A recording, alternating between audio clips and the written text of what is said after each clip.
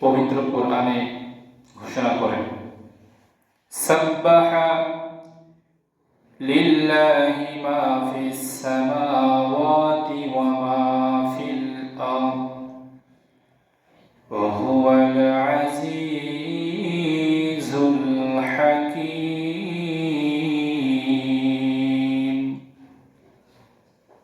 এই পৃথিবীর ময়দানে আল্লাহ রাব্বুল আলামিন যা কিছু দিয়েছেন, সাত আসমানের নিচ থেকে শুরু করে নিয়ে জমিন পর্যন্ত আল্লাহ পাক রব্বুল আলামিন যতগুলো মাখলুকাত সৃষ্টি করেছেন, এমনকি সাগরের তলদেশ পর্যন্ত যতগুলো পিপীলিকা রয়েছে, প্রত্যেকটা পিপীলিকা থেকে শুরু করে নিয়ে আল্লাহর সৃষ্টি মাখলুকাত, যতগুলো মাখলুকাত পৃথিবীর ময়দানে আল্লাহ রাব্বুল আলামিন সৃষ্টি করেছেন, প্রত্যেকটা মাখলুকাত শুধুমাত্র কেবলমাত্র আমার আল্লাহ পাক রব্বুল আলামিনের শুকরিয়া জ্ঞাপন করে।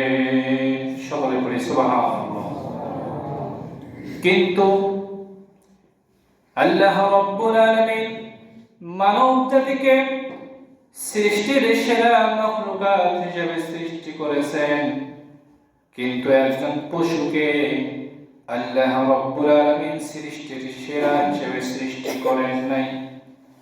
আল্লাহ রাব্বুল আলামিন একজন একটা ছাগলকে সৃষ্টির সেরা হিসেবে সৃষ্টি করেন নাই। আল্লাহ রাব্বুল আলামিন একজন পশুকে, যত প্রকার পশু এই পৃথিবীর ময়দানে আল্লাহ রাব্বুল আলামিন সৃষ্টি করেছেন, কোন পশুকে সৃষ্টির সেরা হিসেবে সৃষ্টি করেন নাই। এই পৃথিবীর ময়দানে আল্লাহ রাব্বুল আলামিন যতগুলো গাছ সৃষ্টি করেছেন, কোন গাছকে সৃষ্টির সেরা গাছ হিসেবে সৃষ্টি করেন নাই। তবে কোরআন সুন্নাহ অনুযায়ী বোঝা যায়, কোরআন সুন্নাহ পড়ে এতটুকু জানা যায়, আল্লাহ রাব্বুল আলামিন প্রত্যেকটা গাছকে, একটা গাছ একটা রোগের জন্য আল্লাহ রাব্বুল আলামিন সৃষ্টি করে দিয়েছেন। কিন্তু আল্লাহ রাব্বুল আলামিন এই গাছকে সৃষ্টির সেরা গাছ হিসেবে সৃষ্টি না করার পরেও এই গাছ আল্লাহ রাব্বুল আলামিনের শুকরিয়া জ্ঞাপন করেন।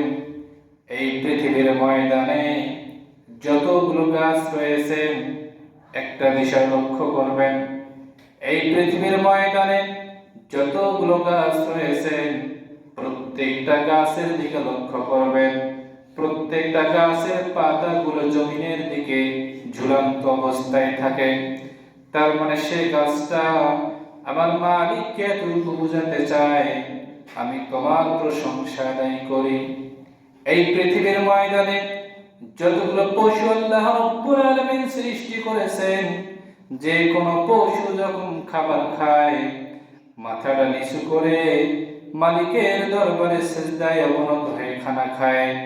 তার মানে সেই পশুটা বোঝাতে চাচ্ছে, আল্লাহ রাব্বুল আলামিন আমাকে সৃষ্টির সেরা মাখলুকাত হিসেবে সৃষ্টি করেন নাই, তবু আমি সেই মালিকের শুকরিয়া আদায় করি। কিন্তু মানুষ হয়ে আল্লাহ রাব্বুল আলামিনের শুকরিয়া জ্ঞাপন করতে চায় না। কিন্তু একজন পশু তথা গাছ এই পৃথিবীর ময়দানে আল্লাহ তাআলার শুকরিয়া আদায় করে।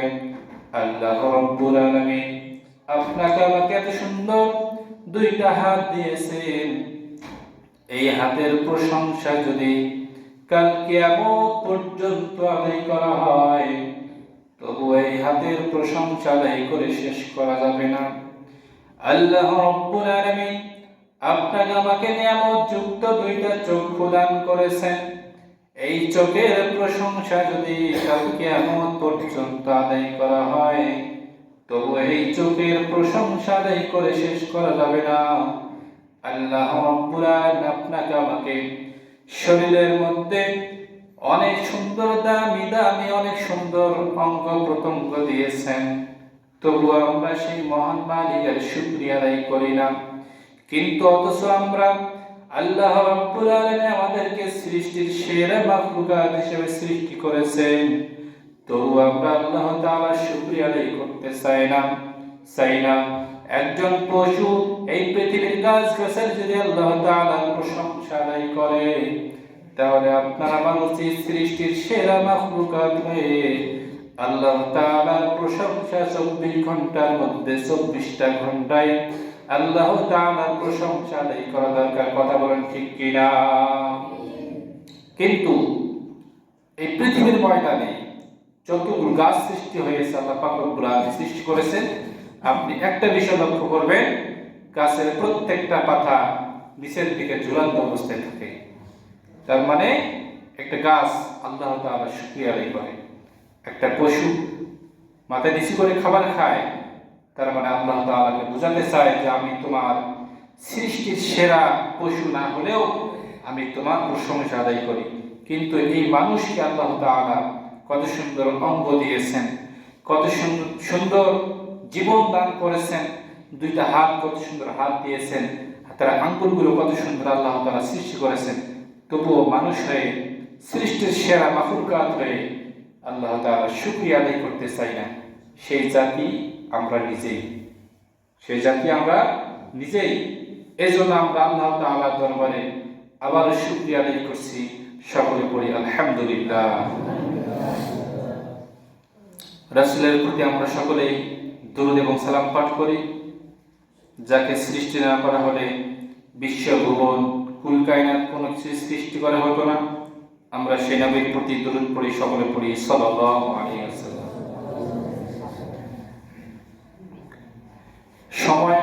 হাতের মধ্যে সময় না থাকলে মন খুলে কথা বলা যায় না।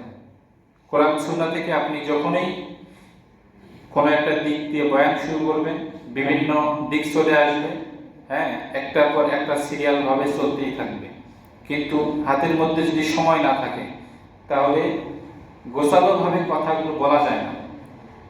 এই জন্য আপনাদের সকলের কাছে বিনীত আহ্বান করছি, আপনারা দ্রুত মসজিদে আসার জন্য চেষ্টা করবেন, যাতে করে আমি 12:50 কিংবা 40-45-এর মধ্যে উঠতে পারি। উঠলে তাহলে কথাগুলো গোছালোভাবে বলা যাবে। আল্লাহ তাআলা আমাদের সকলকে মসজিদে আগে আসার তৌফিক দান করুন।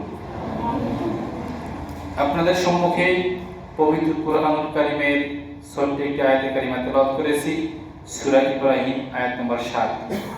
লা ইন শাকারতুম লা আযীদান্নাকুম ওয়া লা ইন কাফারতুম ইন্না আযাবি লাশাদীদ।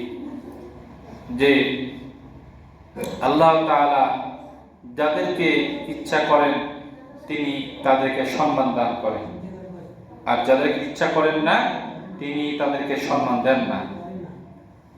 তবে আল্লাহ তাআলা রাসূল সাল্লাল্লাহু আলাইহি ওয়াসাল্লাম বুখারী শরীফের 174 নম্বর হাদিস এবং মুসলিম শরীফের 1712 নম্বর হাদিসের মধ্যে আল্লাহ রাসূল সাল্লাল্লাহু আলাইহি ওয়াসাল্লাম বলেছেন, ক্বালা নবী সাল্লাল্লাহু আলাইহি ওয়াসাল্লাম, হুজুর সাল্লাল্লাহু আলাইহি ওয়াসাল্লাম বলেছেন, কাল কিয়ামতের ময়দানে 7 প্রকার মানুষকে আল্লাহ তাআলা রহমতের ছায়াতলে জায়গা দেবেন। কয় প্রকার মানুষকে বললাম? 7 প্রকার মানুষকে। এখন এই 7 প্রকার বলতে গেলে কিন্তু সময় আটবে না। দেখি আল্লাহ পাক রব্বুল আলামিন কতদূর পর্যন্ত নিয়ে যাওয়ায়। আল্লাহ তাআলার ছায়া ব্যতীত কাল কিয়ামতের ময়দানে আর কোনো ছায়া বাকি থাকবে না। আল্লাহ তাআলা যে চেয়ারের মধ্যে বসে থাকবেন, সেই চেয়ারের ডান পাশে একটা ছায়া থাকবে। সেই ছায়া ব্যতীত কাল কিয়ামতের ময়দানে আপনি আমি কোনো মাখলুকাত আর কোনো ছায়া পাবো না। তবে আল্লাহ তাআলা এই কাল কিয়ামতের ময়দানে বিচার মজলিসে লক্ষ লক্ষ মানুষের সামনে যে চেয়ারে বসে থাকবেন, ডান দিকে যে ছায়া হবে, এই ছায়ার মধ্যে কারা জায়গা পাবে সেই সম্পর্কে আজকে আলোচনা।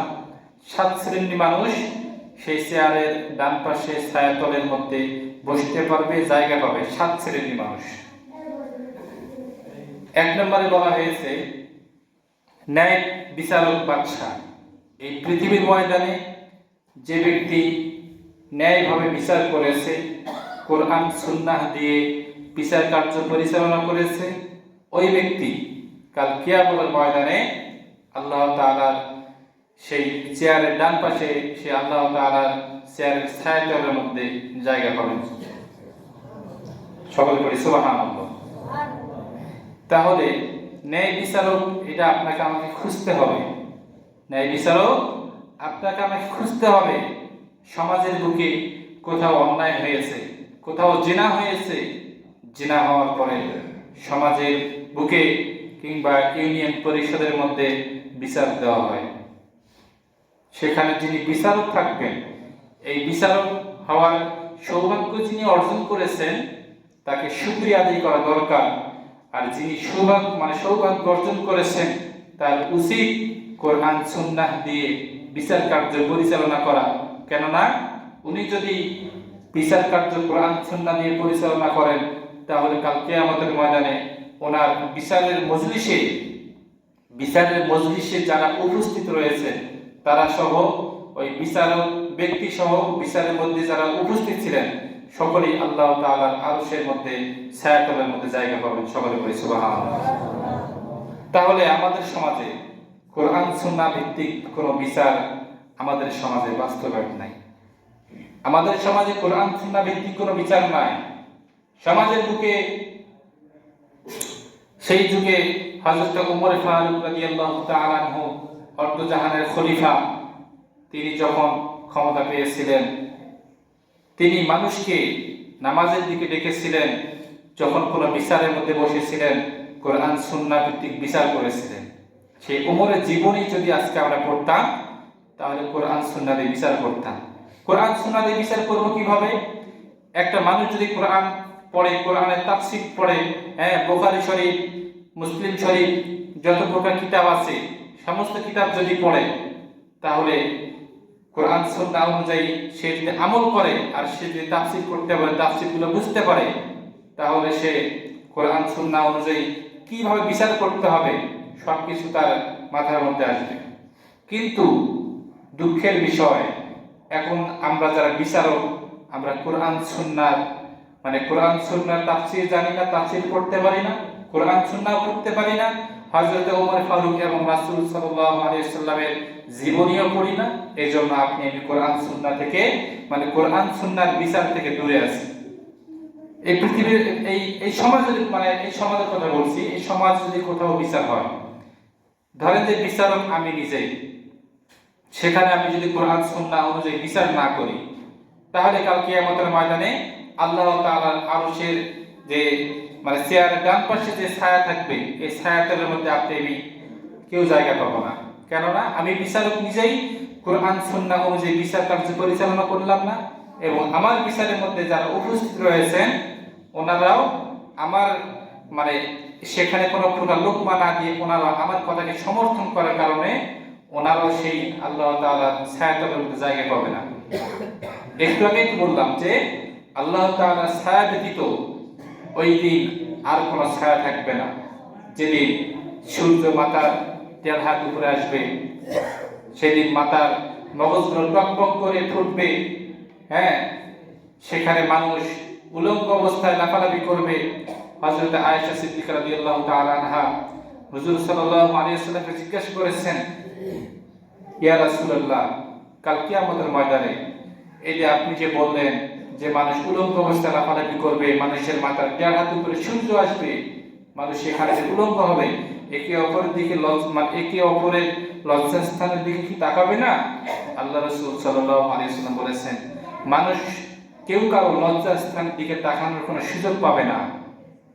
কেউ কারো লজ্জাস্থানের দিকে তাকানোর কোনো সুযোগ পাবে না। সেদিন তার আমার জীবন বাঁচা নিয়ে আমি সেদিন ইয়া নাফসি বলবো। অনেক নবী রাসূলরাও ইয়া নাফসি বলবে সেখানে নিজের জীবনকে বাঁচানোর জন্য।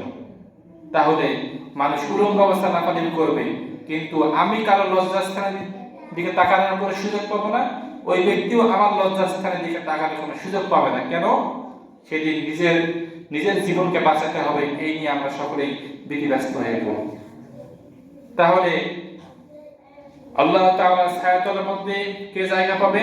যারা সঠিকভাবে কোরআন সুন্নাহ ভিত্তিক বিচার কার্য পরিচালনা করেছেন, ওনারা আল্লাহ তাআলার আরশের মধ্যে আল্লাহ তাআলা ছায়াতলের মধ্যে জায়গা পাবেন। 2 নম্বরে বলা হয়েছে যে ব্যক্তি যে ব্যক্তি যৌবনকালে আল্লাহ তাআলার দাসত্ব করেছে, আল্লাহ তাআলার ইবাদত করেছে, যে ব্যক্তি যৌবনকালে আল্লাহ তাআলার ঘরে এসে আল্লাহ তাআলাকে সিজদা দিয়েছেন, ওই ব্যক্তি কাল কিয়ামতের ময়দানে আল্লাহ তাআলার ছায়াতলের মধ্যে জায়গা পাবেন। সকলে বলি সুবহানাল্লাহ।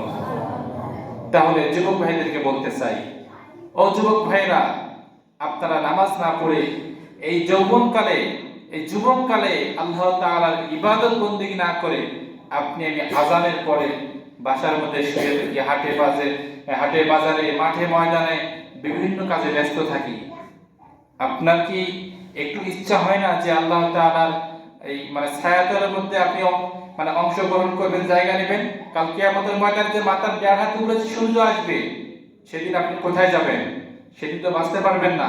যুবক ভাইকে বলছি, এখানে বলা হয়েছে যুবক ভাইদের কথা, ওই যুবক যে তার যৌবনকালে তার মনে করেন যে অল্প বয়সে আল্লাহ তাআলার ঘরে এসে ইবাদত বন্দেগী করবে, ওই ব্যক্তিকে কাল কিয়ামতের ময়দানে আল্লাহ তাআলার ছায়াতলের মধ্যে জায়গা দেওয়া হবে। আজকে এই সমাজের অনেক যুবক 5 ওয়াক্ত নামাজ পড়ে না, এরকম যুবক আছে না নাই? আছে না নাই বলেন? অবশ্যই আছেন। দেখুন, আপনাদের জন্য, সকলের জন্য মসজিদের মধ্যে কত সুন্দর জায়নামাজ, কার্পেট নিয়ে আসা হয়েছে। কি জন্য?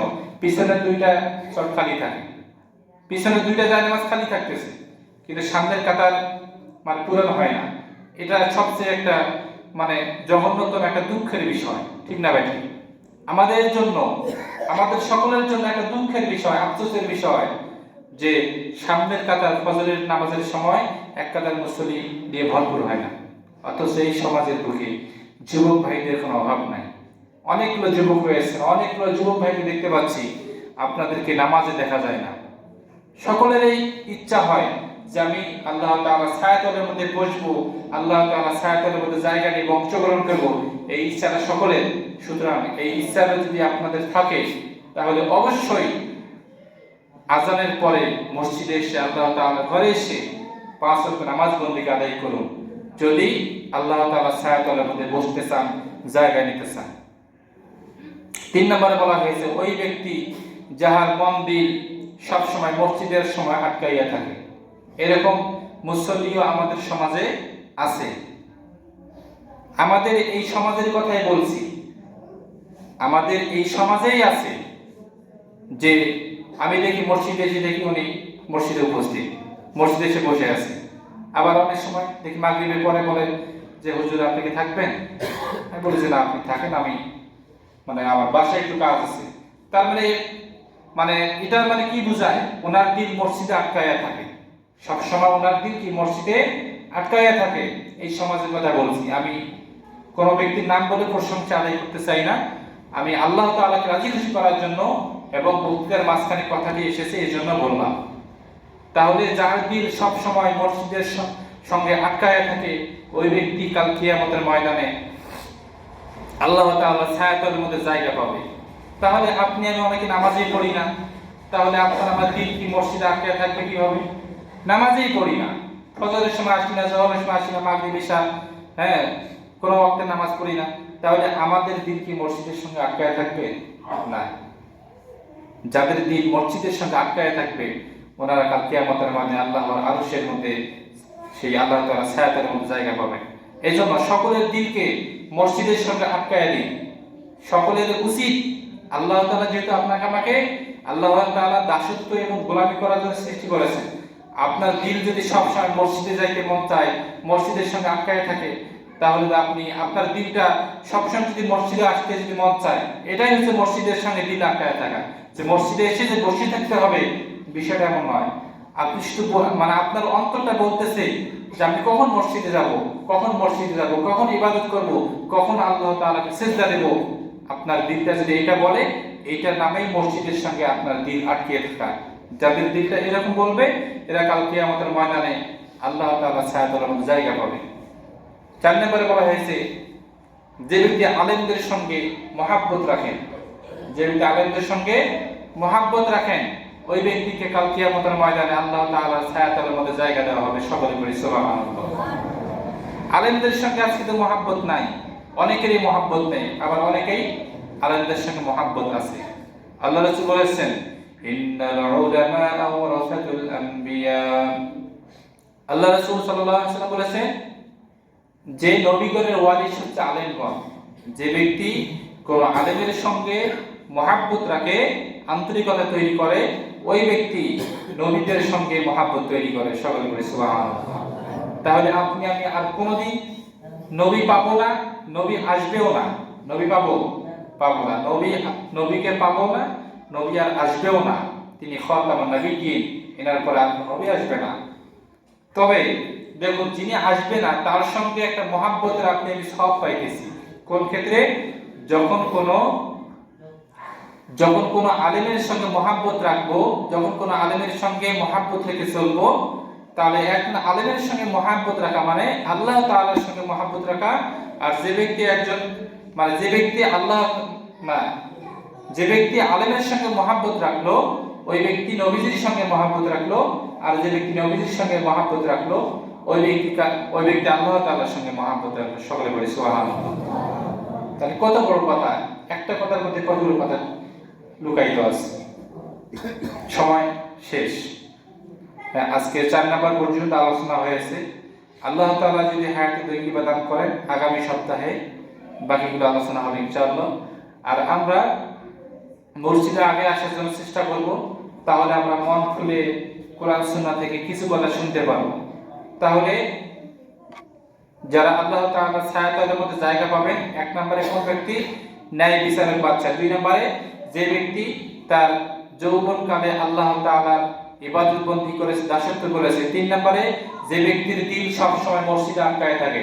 4 নম্বরে যে ব্যক্তি আল্লাহ তাআলাকে রাজি করার জন্য আলেমদের সঙ্গে মিল মহাব্বত পয়দা করে, মিল মহাব্বত রাখেন। এই সমস্ত ব্যক্তিরা আল্লাহ তাআলার ছায়াতলের মধ্যে জায়গা পাবেন। আল্লাহ তাআলা আমাদেরকে আজকের যে 4 নাম্বার পর্যন্ত আলোচনা হয়েছে, এই 4 নাম্বার পর্যন্ত আলোচনা করার তৌফিক, 4 নাম্বার পর্যন্ত আমাদেরকে নিজের বাস্তব জীবনে আমল করার তৌফিক দান করুন।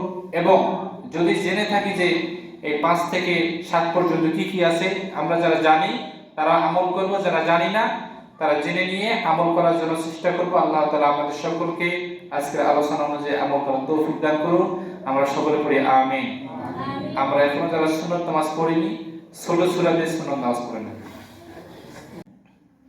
পবিত্র কোরআনে ঘোষণা করেন, সাব্বাহা লিল্লাহি মা ফিস সামাওয়াতি ওয়া মা ফিল আরদ ওয়া হুয়াল আজিজুল হাকীম।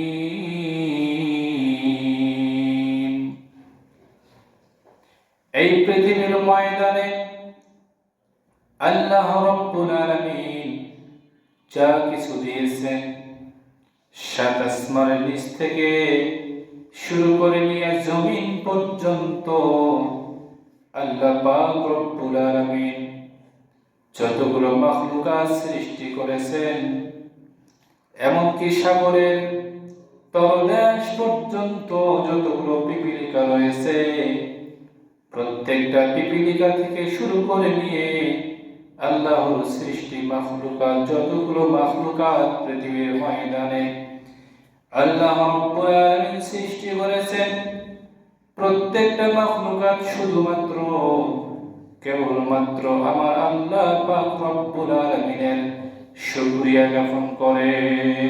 সকলে পড়ি সুবহানাল্লাহ।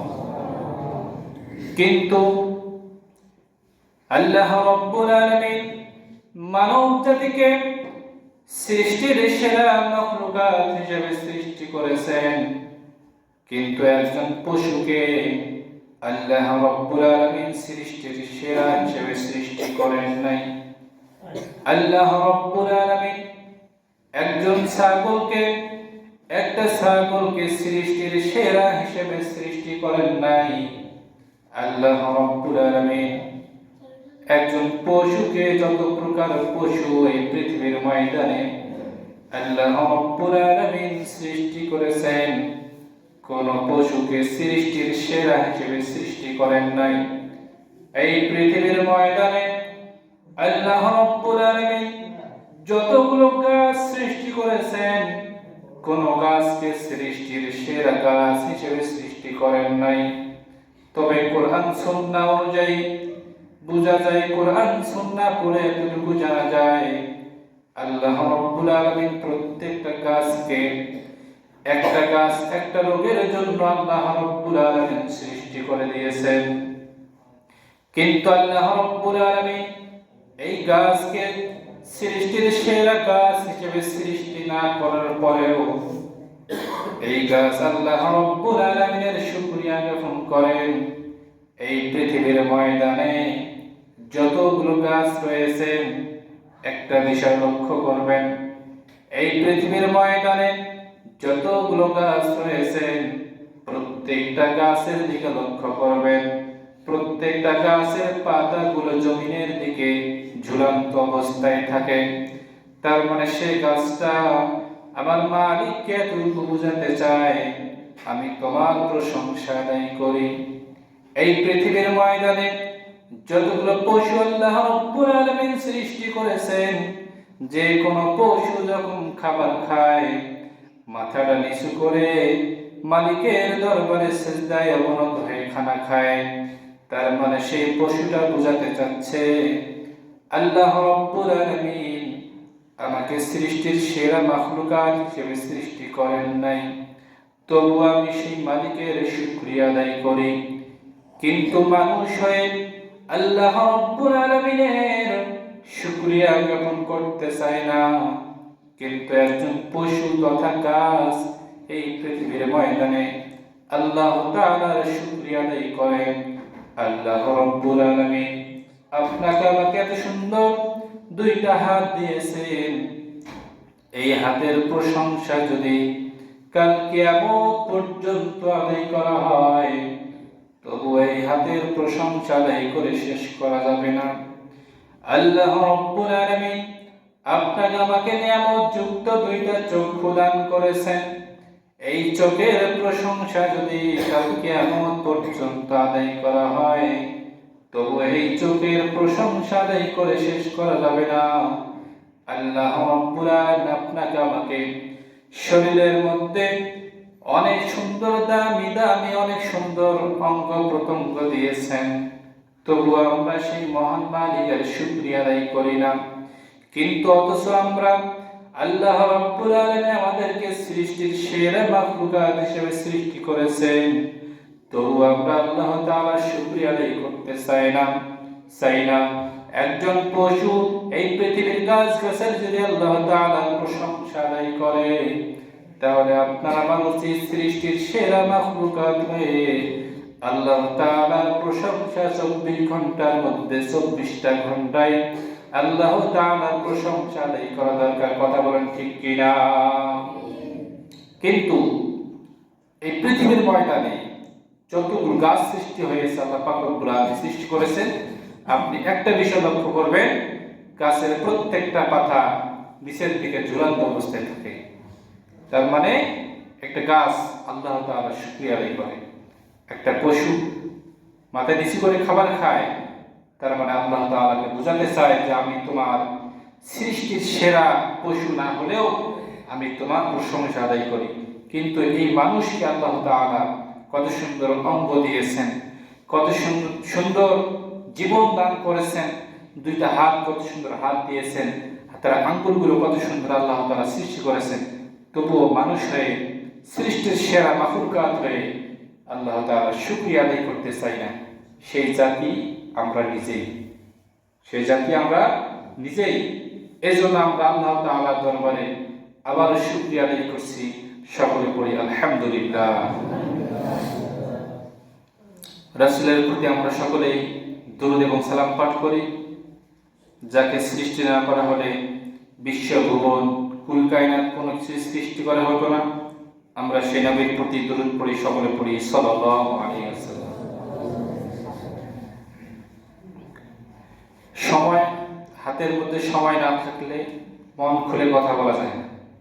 কোরআন সুন্নাহ থেকে আপনি যখনই কোনো একটা দিক দিয়ে বয়ান শুরু করবেন, বিভিন্ন দিক চলে আসবে, একটার পর একটা সিরিয়াল ভাবে চলতেই থাকবে। কিন্তু হাতের মধ্যে যদি সময় না থাকে তাহলে গোছালোভাবে কথাগুলো বলা যায় না।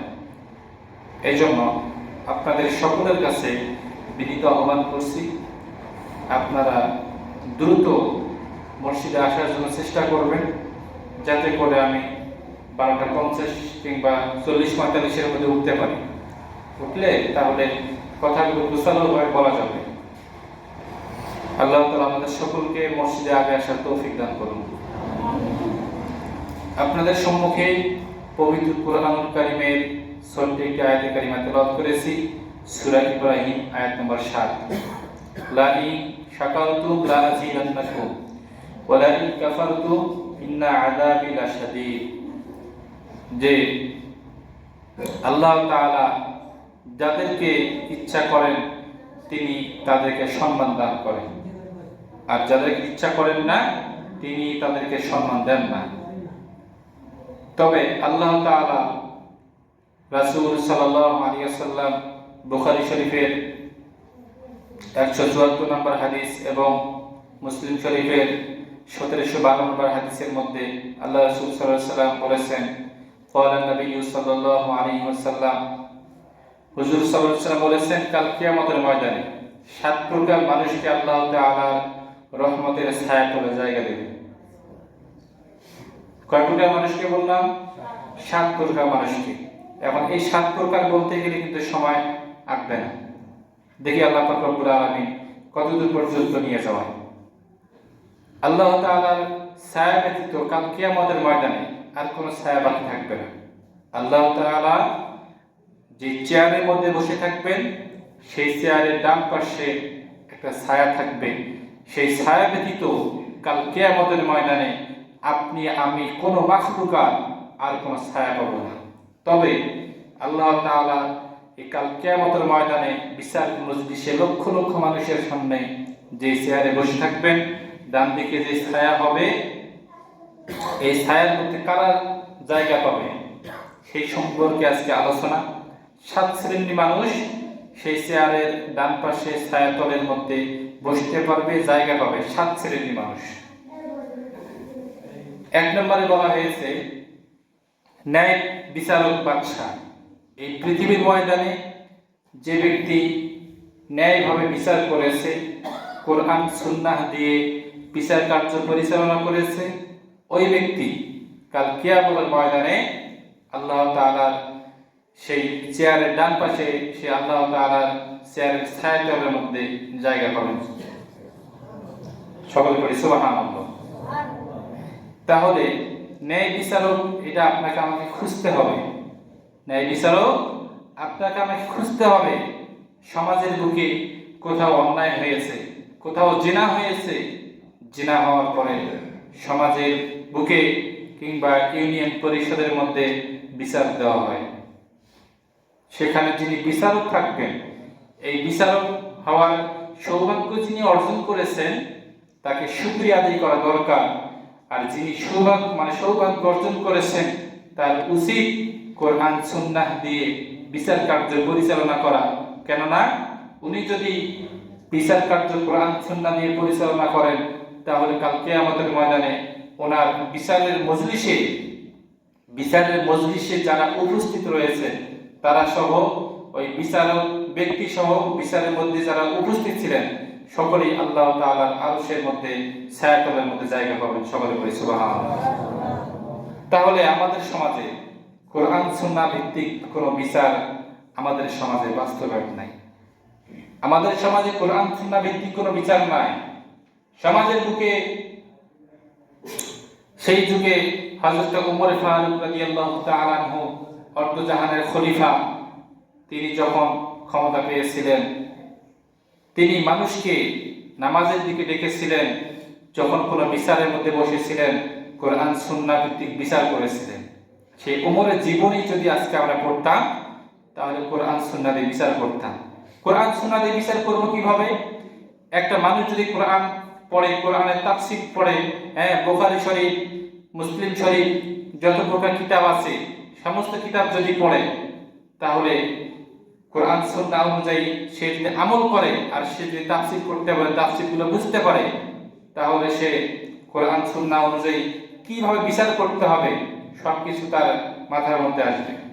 কিন্তু দুঃখের বিষয়, এখন আমরা যারা বিচারক, আমরা কোরআন সুন্নাহর তাফসীর জানি না, তাফসীর পড়তে পারি না, কোরআন সুন্নাহ পড়তে পারি না, হযরত ওমর ফারুক এবং রাসূল সাল্লাল্লাহু আলাইহি ওয়াসাল্লামের জীবনীও পড়ি না। এজন্য আমি কোরআন সুন্নাহ থেকে কোরআন সুন্নাহর বিচার থেকে দূরে আছি। এই পৃথিবীর এই সমাজ যদি এই সমাজের কথা বলছি, এই সমাজ যদি কোথাও বিচার হয়, ধরেন যে বিচারক আমি নিজেই, সেখানে আমি যদি কোরআন সুন্নাহ অনুযায়ী বিচার না করি, তাহলে কাল কিয়ামতের ময়দানে আল্লাহ তাআলার আরশের যে চেয়ারের ডান পাশে যে ছায়া থাকবে, এই ছায়াতলের মধ্যে আপনি কেউ জায়গা পাবো না। কেননা আমি বিচারক নিজেই কোরআন সুন্নাহ অনুযায়ী বিচার কার্য পরিচালনা করলাম না, এবং আমার বিচারের মধ্যে যারা উপস্থিত রয়েছেন ওনারাও আমার সেখানে কোনো প্রকার লোকমা না দিয়ে ওনারা আমার কথাকে সমর্থন করার কারণে ওনারাও সেই আল্লাহ তাআলার ছায়াতলের মধ্যে জায়গা পাবে না। একটু আগেই বললাম যে আল্লাহ তাআলার ছায়া ব্যতীত ওই দিন আর কোনো ছায়া থাকবে না। যেদিন সূর্য মাথার ১.৫ হাত উপরে আসবে, সেদিন মাথার মগজগুলো টকবক করে ফুটবে, সেখানে মানুষ উলঙ্গ অবস্থায় লাফালাফি করবে। হযরত আয়েশা সিদ্দিকা রাদিয়াল্লাহু তাআলা আনহা হুজুর সাল্লাল্লাহু আলাইহি ওয়াসাল্লামকে জিজ্ঞাসা করেছেন, ইয়া রাসূলুল্লাহ, কাল কিয়ামতের ময়দানে এই যে আপনি যে বললেন যে মানুষ উলঙ্গ অবস্থায় লাফালাফি করবে, মানুষের মাথার ১.৫ হাত উপরে সূর্য আসবে, মানুষ সেখানে উলঙ্গ হবে, একে অপরের দিকে একে অপরের লজ্জাস্থানের দিকে কি তাকাবে না? আল্লাহ রাসূল সাল্লাল্লাহু আলাইহি ওয়াসাল্লাম বলেছেন, মানুষ কেউ কারো লজ্জাস্থানের দিকে তাকানোর কোনো সুযোগ পাবে না, কেউ কারো লজ্জাস্থানের দিকে তাকানোর কোনো সুযোগ পাবে না। সেদিন তার আমার জীবন বাঁচা নিয়ে আমি সেদিন ইয়া নাফসি বলবো। অনেক নবী রাসূলরাও ইয়া নাফসি বলবে সেখানে নিজের জীবনকে বাঁচানোর জন্য।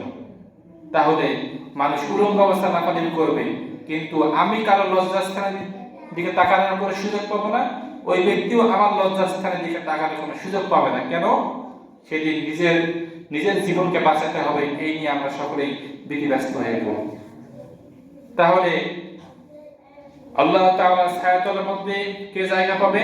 যারা সঠিকভাবে কোরআন সুন্নাহ ভিত্তিক বিচার কার্য পরিচালনা করেছেন, ওনারা আল্লাহ তাআলার আরশের মধ্যে আল্লাহ তাআলার ছায়াতলের মধ্যে জায়গা পাবেন। ২ নম্বরে বলা হয়েছে যে ব্যক্তি যৌবনকালে আল্লাহ তাআলার দাসত্ব করেছে, আল্লাহ তাআলার ইবাদত করেছে, যে ব্যক্তি যৌবনকালে আল্লাহ তাআলার ঘরে এসে আল্লাহ তাআলাকে সিজদা দিয়েছেন, ওই ব্যক্তি কাল কিয়ামতের ময়দানে আল্লাহ তাআলার ছায়াতলের মধ্যে জায়গা পাবেন। সকলে বলি সুবহানাল্লাহ। তাহলে যুবক ভাইদেরকে বলতে চাই, ও যুবক ভাইরা, আপনারা নামাজ না পড়ে এই যুবককালে আল্লাহ তাআলার ইবাদত বন্দেগী না করে আমি আযানের পরে বাসার মধ্যে শুয়ে থাকি, হাটে বাজারে, মাঠে ময়দানে বিভিন্ন কাজে ব্যস্ত থাকি। আপনার কি একটু ইচ্ছা হয় না যে আল্লাহ তাআলার এই ছায়াতলের মধ্যে আপনি অংশগ্রহণ করবেন, জায়গা নেবেন? কাল কিয়ামতের ময়দানে যে মাথার ১.৫ হাত উপরে সূর্য আসবে, সেদিন আপনি কোথায় যাবেন? সেদিন তো বাঁচতে পারবেন না। যুবক ভাইকে বলছি, এখানে বলা হয়েছে যুবক ভাইদের কথা, ওই যুবক যে তার যৌবনকালে তার মনে করেন যে অল্প বয়সে আল্লাহ তাআলার ঘরে এসে ইবাদত বন্দেগী করবে, ওই ব্যক্তিকে কাল কিয়ামতের ময়দানে আল্লাহ তাআলার ছায়াতলের মধ্যে জায়গা দেওয়া হবে। আজকে এই সমাজের অনেক যুবক ৫ ওয়াক্ত নামাজ পড়ে না, এরকম যুবক আছে না নাই? আছে না নাই বলেন? অবশ্যই আছেন। দেখুন, আপনাদের জন্য, সকলের জন্য মসজিদের মধ্যে কত সুন্দর জায়নামাজ কার্পেট নিয়ে আসা হয়েছে। কি জন্য? পিছনের 2টা চট খালি থাকে, পিছনের 2টা জায়নামাজ খালি থাকতেছে, কিন্তু সামনের কাতার পূরণ হয় না। এটা সবচেয়ে একটা জঘন্যতম একটা দুঃখের বিষয়, ঠিক না ভাই? আমাদের জন্য, আমাদের সকলের জন্য একটা দুঃখের বিষয়, আফসোসের বিষয় যে সামনের কাতার ফজরের নামাজের সময় এক কাতার মুসল্লি দিয়ে ভরপুর হয় না। অথচ এই সমাজের বুকে যুবক ভাইদের কোনো অভাব নাই। অনেকগুলো যুবক রয়েছে, অনেকগুলো যুবক ভাইকে দেখতে পাচ্ছি, আপনাদেরকে নামাজে দেখা যায় না। সকলেরই ইচ্ছা হয় যে আমি আল্লাহ তাআলার ছায়াতলের মধ্যে বসবো, আল্লাহ তাআলার ছায়াতলের মধ্যে জায়গা নিয়ে অংশগ্রহণ করবো, এই ইচ্ছাটা সকলের। সুতরাং এই ইচ্ছাটা যদি আপনাদের থাকে, তাহলে অবশ্যই আজানের পরে মসজিদে এসে আল্লাহ তাআলার ঘরে এসে 5 ওয়াক্ত নামাজ বন্দেগী আদায় করুন, যদি আল্লাহ তাআলার ছায়াতলের মধ্যে বসতে চান, জায়গা নিতে চান। 3 নম্বরে বলা হয়েছে ওই ব্যক্তি যাহার মন দিল সব সময় মসজিদের সময় আটকাইয়া থাকে। এরকম মুসল্লিও আমাদের সমাজে আছে। আমাদের এই সমাজের কথাই বলছি, আমাদের এই সমাজেই আছে যে আমি দেখি মসজিদে এসে দেখি উনি মসজিদে উপস্থিত, মসজিদে এসে বসে আছে। আবার অনেক সময় দেখি মাগরিবের পরে বলে যে হুজুর আপনি কি থাকবেন? আমি বলি যে না আপনি থাকেন, আমি আমার বাসায় একটু কাজ আছে। তার মানে এটা কি বোঝায়? ওনার দিল মসজিদে আটকায়া থাকে, সবসময় ওনার দিল কি মসজিদে আটকায়া থাকে।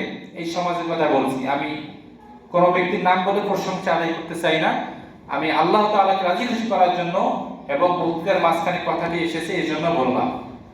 তাহলে যার দিল সব সময় মসজিদের সঙ্গে আটকায়া থাকে, ওই ব্যক্তি কাল কিয়ামতের ময়দানে আল্লাহ তাআলার ছায়াতলের মধ্যে জায়গা পাবে। তাহলে আপনি আমি অনেকে নামাজই পড়ি না, তাহলে আপনার আমার দিল কি মসজিদে আটকায়া থাকবে কিভাবে?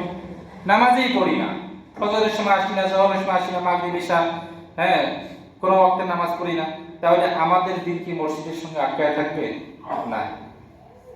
যাদের দিল মসজিদের সঙ্গে আটকায়া থাকবে ওনারা কাল কিয়ামতের ময়দানে আল্লাহর আরশের মধ্যে সেই আল্লাহ তাআলার ছায়াতলের মধ্যে জায়গা পাবে। এজন্য সকলের দিলকে মসজিদের সঙ্গে আটকায়া দিন।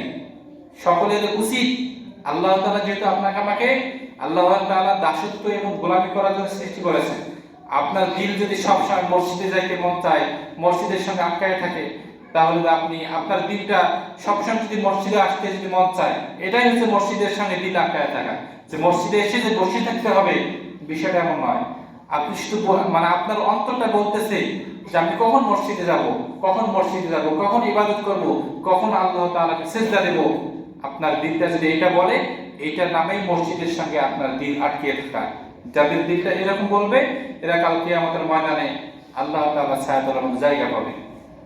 4 নম্বরে বলা হয়েছে যে ব্যক্তি আলেমদের সঙ্গে মহাব্বত রাখেন, ওই ব্যক্তিকে কাল কিয়ামতের ময়দানে আল্লাহ তাআলার ছায়াতলের মধ্যে জায়গা দেওয়া হবে। সকলে বলি সুবহানাল্লাহ। আলেমদের সঙ্গে আজকে তো মহাব্বত নাই, অনেকেরই মহাব্বত নেই, আবার অনেকেই আলেমদের সঙ্গে মহাব্বত আছে। আল্লাহ রাসূল বলেছেন ইন্নাল উলামা ওয়ারাসাতুল আম্বিয়া। আল্লাহ রাসূল সাল্লাল্লাহু আলাইহি ওয়াসাল্লাম বলেছেন যে নবীগণের ওয়ারিস হচ্ছে আলেমগণ।